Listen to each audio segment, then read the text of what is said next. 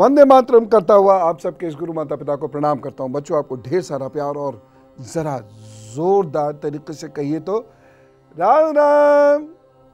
सुबह सुबह यदि ईश्वर का नाम जोरदार तरीके से लिया जाए, कुछ ज्ञान की बात की जाए, खुश रहा जाए, हल्का फुल्का व्यायाम किया जाए और मधुर सा नाश्ता किया जाए, दिन अच्छा गुजरता है, आत्मविश्वास से गुजरता है, मन में शांति रहती है। जब मन में शांति रहती है तो जरा सी टक्कर से हम झगड़ते नहीं है, सड़क पर उतर कर मन प्रफुल्लित रहता है। हम लोगों के खिलाफ षड्यंत्र भी नहीं करते, किसी के विरुद्ध वैमनस्य भी नहीं रखते, अतः लोगों के हम प्रिय होते जाते हैं। कितना लाभ है राम राम कहने का और खुश रहने का।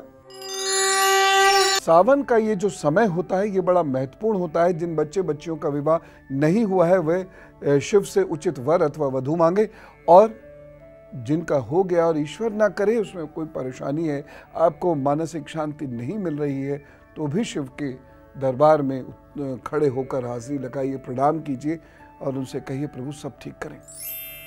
विवाह हेतु शिव जी की पूजा की जाती है युगों से,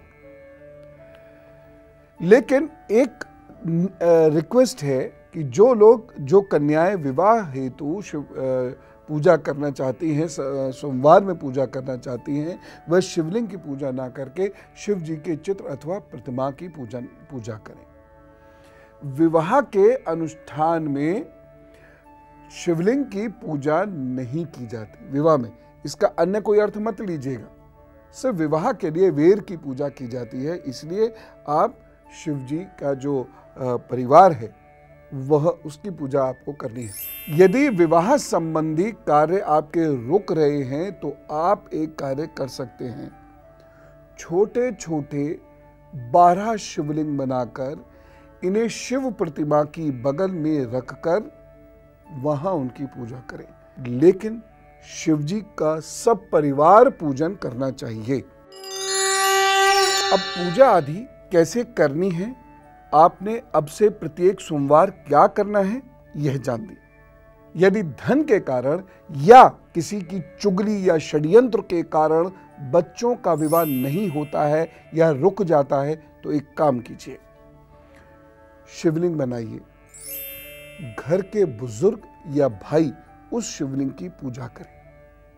ठीक, वह बच्ची नहीं या वो बच्चा नहीं, घर का कोई बुजुर्ग या भाई उस शिवलिंग की पूजा करें।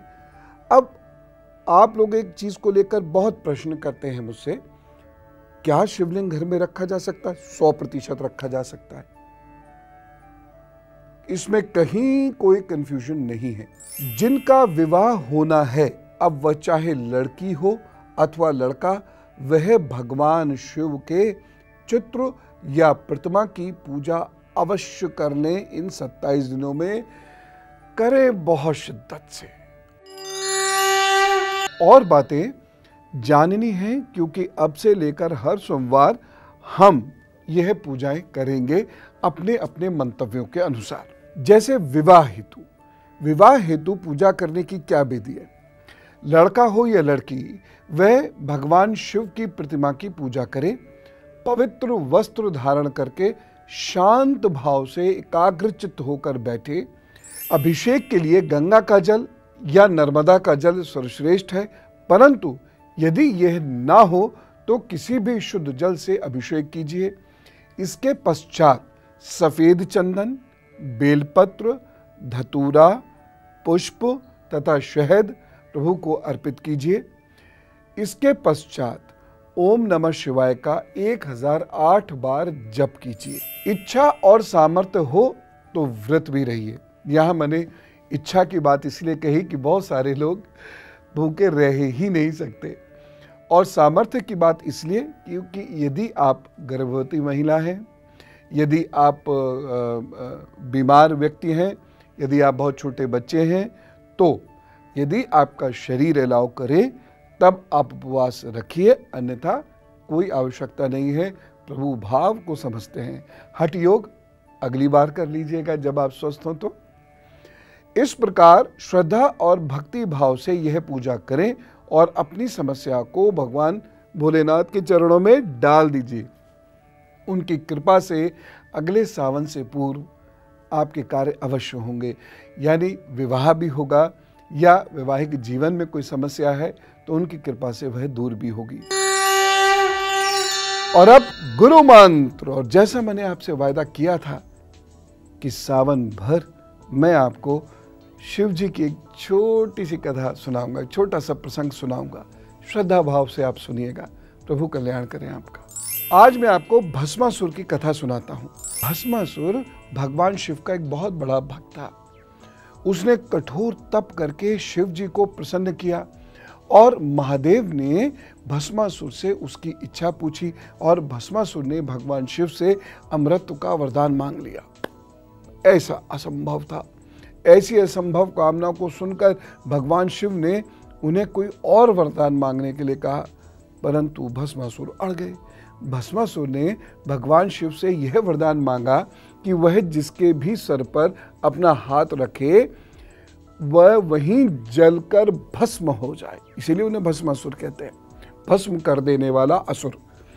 शिवजी ने क्या करते, भोलेनाथ पिघल गए। उन्होंने उसको यह वरदान दे दिया। वरदान पाकर भस्मासुर बड़ा प्रसन्न हुआ और वह माता पार्वती पर मोहित हो गया। बाबा ने अपने लिए परेशानी मोल ले ली और वह उन्हें प्राप्त करने के लिए उसने भगवान शिव को भस्म करना चाहा। असुर जो ठहरा। इस प्रयास में भस्मासुर जैसे ही भगवान शिव के सर पर अपना हाथ रखने के लिए बढ़ा, भगवान शिव वहां से अंतर्ध्यान हो गए। भगवान को ही भागना पड़ा। इसके बाद भस्मासुर महादेव का पीछा करने लगा। जहां जहां महादेव जाते वहीं वहीं भस्मासुर उनके पीछे पीछे पहुंच जाता। स्वयं द्वारा उत्पन्न की गई समस्या से बाबा परेशान हो गए, छुटकारा पाना चाहते थे। बोले भैया ये हटाओ इसे। कहते कहते भगवान विष्णु के पास पहुंचे। भाई ये सब तो एक है, हम ही इनके नाम पर परेशानी मोल लेते हैं और झगड़ते हैं। विष्णु महादेव ब्रह्म सब एक है। तो वह उनके पास पहुंचे, अरे भाई इससे बचाओ मुझे। भगवान महादेव की इस समस्या को मिटाने के लिए भगवान विष्णु मोहिनी का रूप धारण करके भस्मासुर के सामने प्रकट हुए। भस्मासुर मोहिनी पर मोहित हो गया। वो बहुत सुंदर सा बन के आ गए वो, और वह उन पर मोहित हो गया और उसने मोहिनी के समक्ष विवाह का प्रस्ताव रखा। तब विष्णु जी देखिए, तब मोहिनी ने भस्मासुर से विवाह करने के लिए भस्मासुर के सामने नृत्य कला सीखने की शर्त रखी। अब वो ठहरा असुर, दिमाग में उसके वो सारी बातें कहाँ आई। वह इस शर्त को मान बैठा और मोहिनी से नृत्य सिखाने को कहा। बस उन्होंने नृत्य सिखाने लगे। नृत्य सिखाए जाएं सिखाते ऐसे तल्लीन कर दिया भस्मासुर को। और मोहिनी यानी भगवान विष्णु ने एक ऐसी मुद्रा उसे सिखाई जहां उसे अपना हाथ अपने ही सिर पर रखना होता है, जिसे ऐसे करके कोई सिखाया होगा स्टेप। अब वह तो मोहिनी के प्रेम में पागल हो चुका था भस्मासुर, तो वह इस वर को गया भूल। और जैसे ही भस्मासुर ने वो स्टेप किया, अब वो हाथ अपने सिर पर रखा, भस्मासुर भस्म हो गया।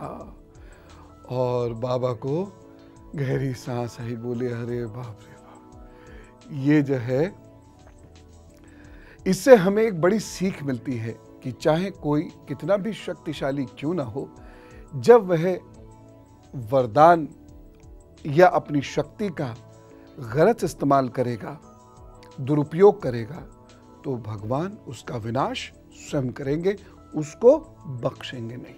कल मैं एक विषय ऐसा लेने वाला हूं जो हमारे आपके लिए बहुत महत्वपूर्ण है, क्योंकि लगभग 45 दिन का सवाल है। मैं मंगल की बात आपसे करना चाहता हूं, उसको बहुत ध्यान से सुन के अपने 45 दिनों का ध्यान रखिएगा। और साथ साथ बाबा की कथा और भी सुनेंगे। आज मैं चलूं? प्रभु कृपा प्राप्त कीजिए। थोड़ी देर शांत मन से उनका ध्यान कीजिए। उनको ध्यान के अतिरिक्त और कुछ नहीं करना होता। सब कृपा देते हैं वो अपनी। चलो, राम राम, नमस्कार।